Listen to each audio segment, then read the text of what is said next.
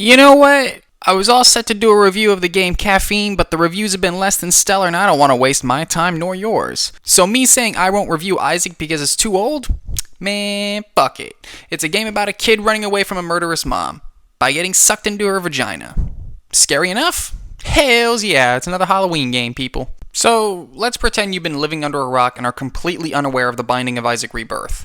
This is a game from the guy who brought us Super Meat Boy. He did the platformer thing for Meat Boy, and for Isaac, he's decided to do an over-the-head roguelike.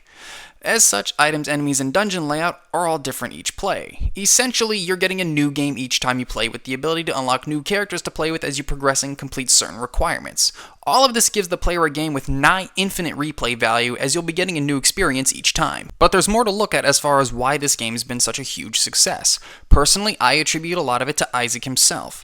Think about the most well-known video game characters. Mario, Sonic, Link, Kirby, well, okay, pretty much any old-school Nintendo or Sega property. They all have something in common, and that's simplicity. Mario is a guy in blue overalls and a red shirt. You can easily tell this guy apart in a crowd. Or for example, some other non-video game characters.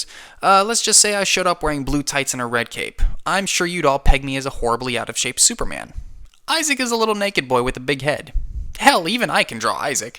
The very simplistic design and name help this character stick out in our minds. Another thing this game nails is movement. Movement equals fun. Constant energy and momentum can make even badly balanced games fun to play. For example, I'll argue to this day Marvel vs. Capcom 3 is a bad fighting game due to the nature of its one-touch death gameplay. However, on the flip side, I will argue it's without contest the funnest fighting game to play just because of how much you're doing as a player at any given time. Your fingers are constantly in motion, constantly activating another button, and once you really have it all down, it's fluid and seamless. Well, it's the same thing here. The controls were designed in a way where movement and offense can be accomplished simultaneously and with ease.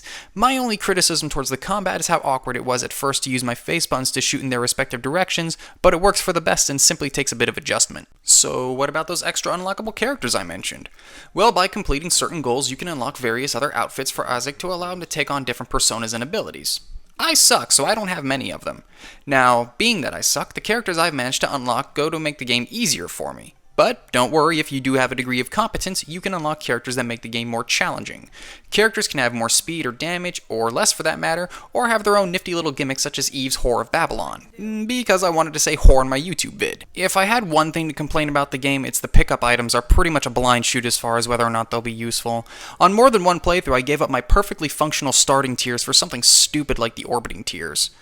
Now, for the most part though, the power-ups stack on each other, so it's not too debilitating. And once you've been around the block enough times, you can recognize what items give you what power-up and plan accordingly. Sorry about the shorter video on this one, but the game speaks for itself.